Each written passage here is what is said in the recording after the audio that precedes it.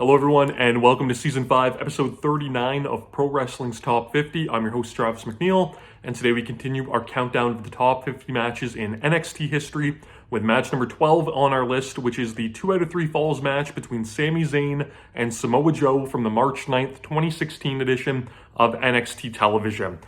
This match is an overlooked masterpiece, in my opinion. It is a match that is, at its core, quite basic, but it tells such a compelling story from start to finish that it just makes it such a worthwhile investment of your time. And this match is a bit of a time investment. It runs long. It goes, 40-ish minutes, and that's, not counting commercial breaks. So it is one of the longer WWE TV matches that you'll see in recent memory, especially.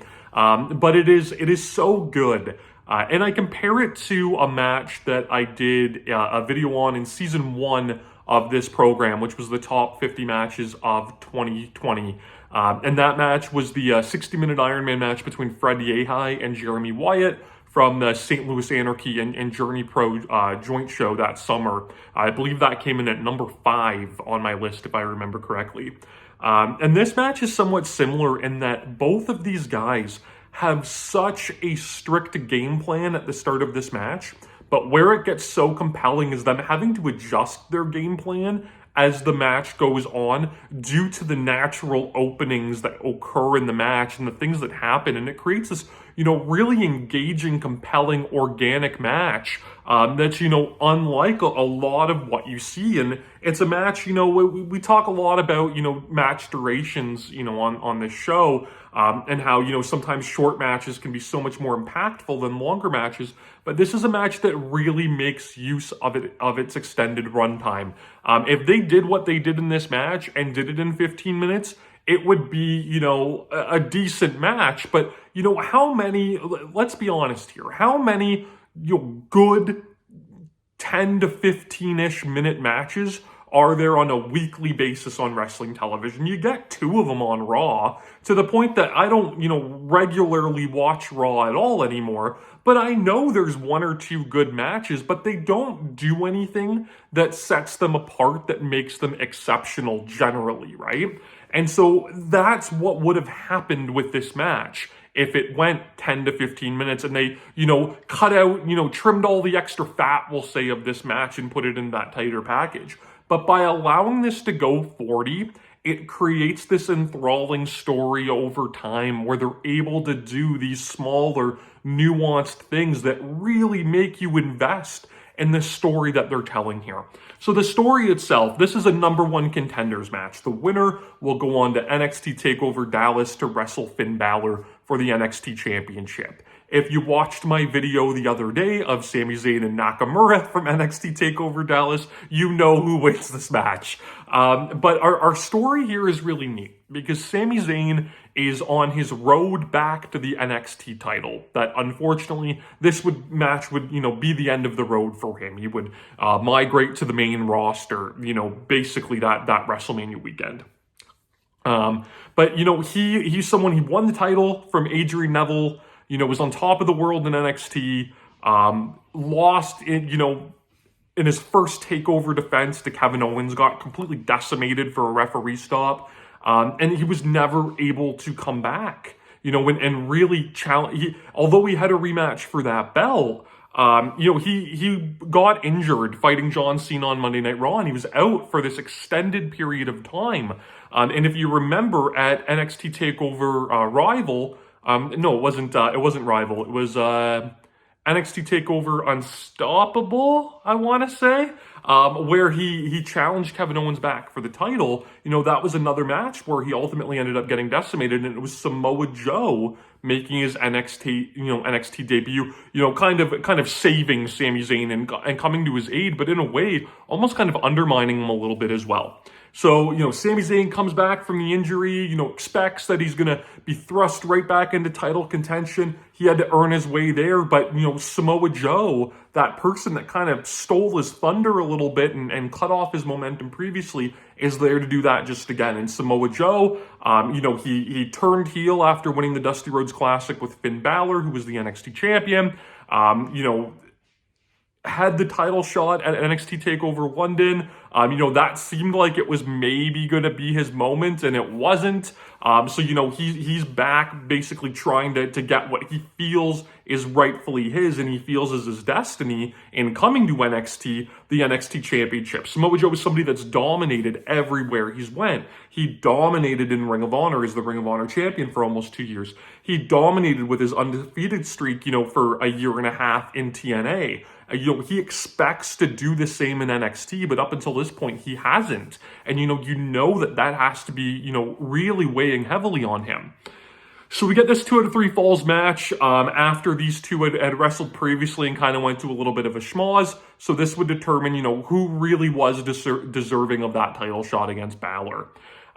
We get a tentative start to this match, and, that's compared to the Cesaro and Sami Zayn match from NXT TakeOver Arrival, where I mentioned in that video that, they had this slower start because of the 2 out of 3 falls match that they had. Sami rushed in, he won the first fall, but ultimately didn't win the match. So he goes with that same kind of strategy here of not rushing into things, especially against someone as big and powerful and, as dangerous as Samoa Joe. He can capitalize on a mistake so quickly and could easily put Sami Zayn away in, quick back-to-back falls here.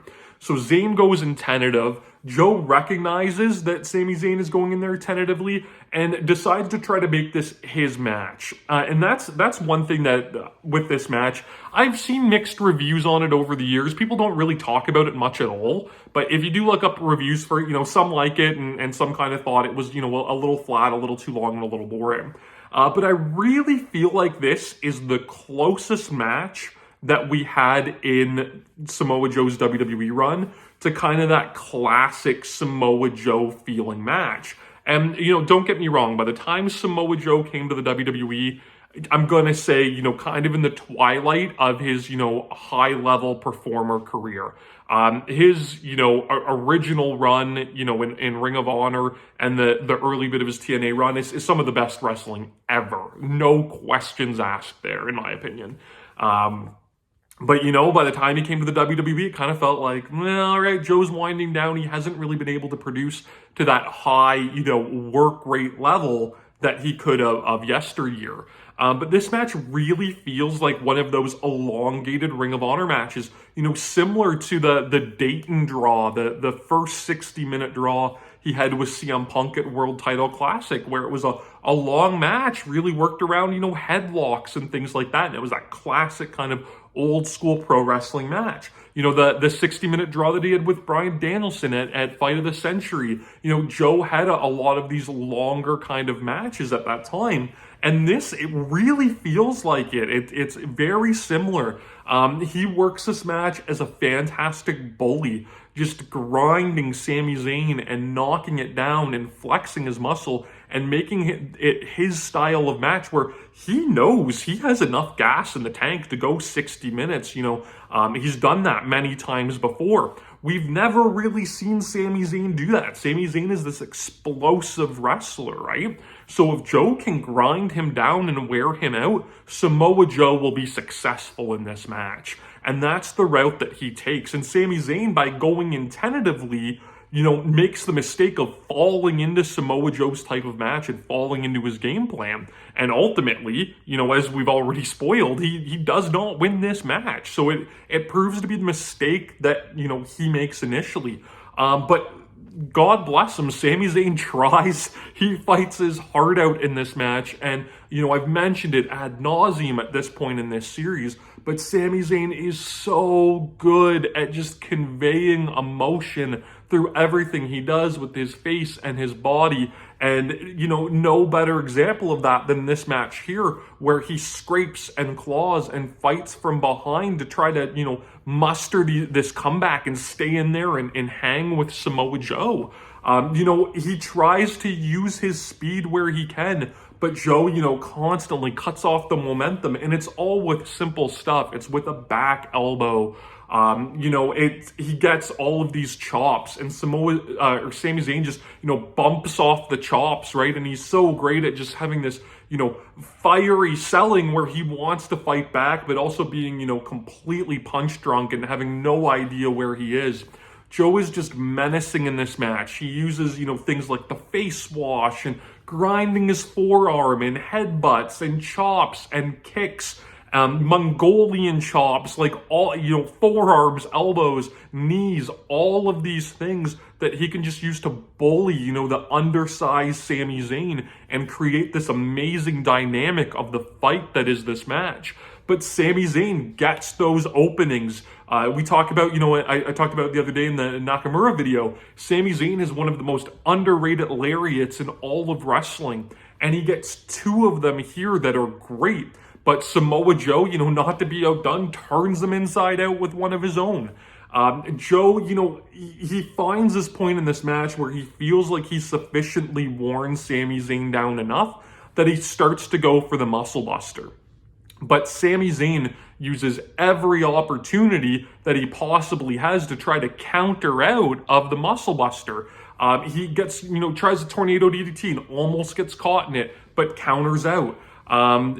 He ultimately, though, he would go back to the well once too often. He would get, these little flashes. He would get, the blue thunder bomb for a big near fall after struggling to hit it a couple times. But ultimately, he would go for a tornado DDT that almost got countered into a muscle buster earlier. And this time, he would go for it again, get planted with the ST Joe, and a muscle buster would finish the first fall about 20 minutes into this match. The second fall, a lot of times we see these like shortened second falls in a lot of 2 out of 3 falls match, but they didn't go that route here. Every fall, the first fall goes the longest because it has that slower feeling out process in the start, but all of these falls get significant time, which is really, feels a little different and feels a little unique for a televised 2 out of 3 falls match. So the second fall to start, Joe just won the first with the muscle buster. He immediately goes for the muscle buster at the start of the second fall, which makes perfect sense. And again, Sami Zayn is left fighting and fighting and fighting to try to avoid this. Something happens, though, that really shifts this match. In Sami Zayn's just wild fight to stay alive, and he's, throwing fists and elbows, and I mentioned the lariats and doing whatever he can, he hits a headbutt on Samoa Joe that splits Samoa Joe's head open, and there's not a lot of blood or anything like that, but, it does add this kind of extra depth to this match and this extra, visual appeal. But when he hits this headbutt and it splits Samoa Joe open, that rattles Samoa Joe enough that he needs to start going on the defensive at this point. This is finally the opening that Sami Zayn needed. And Joe, cowers a little bit. But at the same time, he's so mad and he's, pissed off that, I always kind of mention the Simpsons, right? The "you made me bleed my own blood," kind of line there, right? But that's really what happens. But as Joe gets more aggressive and tries to become this juggernaut and bring the fight to Zayn, Zayn starts finding more and more and more of these openings. So Joe kind of comes in too hot, misses a knee drop, gets rolled up in a crucifix for a really good near fall. And Samoa Joe realizes at this point that he has to change his strategy. His head's not quite right. He's been rattled a little bit. He's making all of these mistakes now. And there's a sequence here that I love so much where he just starts going for the count out, right? Samoa Joe realizes that even, when he's trying to make pin attempts on Sami's turning them into his own pins and whatnot, that he's going to, go for the count out. He can brutalize Sami Zayn on the floor, and then he can rest as well. He can get his mind right. He can clear those cobwebs that have built up due to being busted open from this headbutt. And it's just so dramatic. And I have to put Sami Zayn over for how great he is at just selling, this fight, that he breaks the count 3 times in a row. One after an ST Joe on the floor, which was brutal. But you would think, repeating the same thing over and over again would kind of become boring or you get used to it. But every countout break is more compelling than the last. And Sami Zayn is just so good. You want to will, watching through the screen, this guy to stay in the fight and to keep coming back. And Joe is great too. The first couple of countout teases, he's really, huffing and puffing and trying to set, get right, like I said. But, on the third one, he's walking around raising his arms, just being like arrogant, like a boxer, thinking that he has victory, in hand. Sami Zayn, though, after he breaks these countouts, again, just wildly swinging, doing whatever he can to stay in the fight. My apologies for earlier. This is where he really starts to get some big near falls. He hits a big vertical suplex, which was a wild sight to see. He hits the Blue Thunder. He gets a sunset flip bomb off the second rope. And he ends up catching Samoa Joe.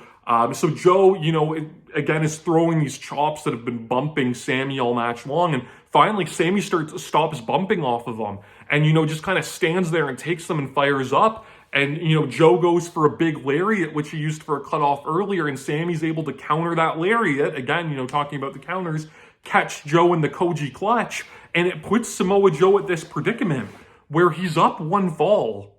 He could struggle through the Koji clutch, with the blood and everything like that. And again, if we want to relate it to TNA, look at AJ Styles and Christopher Daniels in their 30-minute Iron Man match. The famous visual with the Koji clutch at the end of regulation time where Styles is bleeding all over the place. More and more blood just pumping out as he's locked in this choke. Does Joe want to subject himself to that and, potentially lose the second fall to that move and then be, completely behind the 8 ball for fall number 3? Or does he want to quickly tap and try to, preserve his body? So he does tap out to that. Again, Samoa Joe, big kind of, strong guy, him tapping out to Sami Zayn in the context of a regular match, might seem a little unbelievable, but here it made perfect sense and was this added piece to this great story that they were telling. And when we go into the third fall, something that I love is Joe using the opposite approach. So he used the floor to his advantage in the second fall to try to get these countouts over Sami. Well, now at this point, he's using the floor for a completely different reason. He's using the floor to get a breather, to try to get space, and to try to get away from Sami Zayn as best as he can. But while he's out there, Sami Zayn stays on the attack. And finally, Sami Zayn has confidence, in his abilities in this match that he could potentially put Samoa Joe away and win that third fall and go on to TakeOver. So he doesn't give Joe much opportunity to breathe. When Joe's on the floor trying to get a breather, he hits him with the thread the needle DDT. Tries to follow up with the haluva kick, but Joe's able to counter that, with a power bomb that he transitions into all of those submissions, the high angle crab, the STF, the crossface, the rings of Saturn, float over armbar, right? Just keep moving as Zayn tries to get closer and closer to the ropes, to try to brutalize him. And then we get to a point where Joe needs to take another strategy, and he realizes that throughout this match, the strikes have been what, has worked for him. And, is something that he can do without expelling a lot of energy. So he goes into, the classic pro wrest playbook. He hits a bunch of Misawa elbows. He hits, Kawada kicks. He hits, the E Honda 100 hand slaps and a Kawada style Gamengiri. But as he's hitting all these strikes, again, he's now looking for the in-ring 10 count, the standing 10 count. He's telling the ref to count. He doesn't want to make a mistake in going for a cover and get caught back in that Koji clutch. But he still needs to, get these breathers and clear the fog that's in his head, but outside on the floor was no longer working for him. So he's having to adapt, his game plan as he goes. And again, just like with the countouts, Sami Zayn is so good at just crawling himself back up and staying in the fight. At this point, Joe realizes he has to go for broke. He has to go for the Kakina clutch and sap what life is left in Sami Zayn, because nothing else has been able to take that, life force and that fighting ability out of him. But what happens, we talk about Sami being able to slip out and counter. As Joe goes for the clutch, Sami slips out and grabs his own.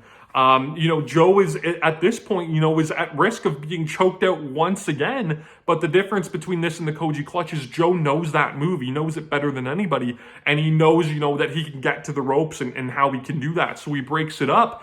And again, Joe is so rattled, the lack of oxygen, the blood, the frustration that's built, the duration that this match has went. He makes another critical mistake where he does a charge and he charges right in to the exploder suplex in the corner.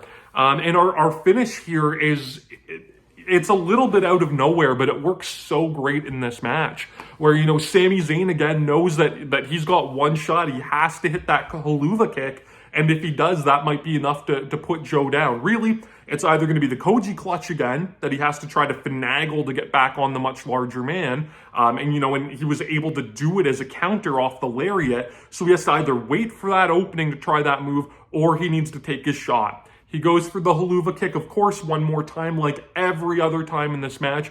Joe avoids it. This is the opening. Joe grabs the choke on. Sami valiantly tries to fight out of it. Samoa Joe's able to kind of grapevine Sami's arm with his leg so he can't get the ropes. And it's enough after 40 minutes of brutal combat. We talk about sapping, that life out of somebody. Eventually, Sami Zayn can't continue. Not because he didn't want to. The mind was willing, but the body was not at this point. He got up after all the countouts. He got up from all the standing counts, but he couldn't get up with Samoa Joe just gripped tight in that choke. And eventually the referee has to call for the bell. This match, like I said, it's just this excellent thrill ride that builds and builds and builds and builds to this amazing finish that in a way is a little bit deflating because you want Sami to continue the fight, but it's such a legitimate, completely understanding finish where that there was nothing more that this guy can do. And the frustration that, Sami Zayn has had over the past year of his career with injuries and losing the title and not being able to jump back into the thick of things, this is the end of that frustration. And it, finally just leaves him, like his air does on the choke. And that's ultimately what will have him be at peace with his NXT career, have the match with Nakamura in Dallas, bid his farewell, and move on to the main roster. Samoa Joe, of course, would go on to TakeOver, lose once again to Finn Balor, which was a really weird decision at that point. But he would win the title at a house show, so I guess they were just going for something unexpected. Before, eventually Balor would go back into the main roster too after losing their third TakeOver match in a, somewhat mediocre steel cage match at TakeOver the end. This match, though, like I said, it's not one you're going to hear talked about a lot. I thought that there was a chance of it making my top 50. I remember really liking it at the time. Was completely blown away by it for this countdown, though. When I was watching it and really analyzing it and doing my notes, it really made me appreciate it. Like I said, I think it's an underrated masterpiece. You can watch this one, of course, on Peacock. If you're outside the US, it's on the WWE Network. You can subscribe to my channel here on YouTube so that you never miss a video. Follow me on Instagram and Twitter at Wrestling50. And please join me again tomorrow as we continue to count down Pro Wrestling's Top 50.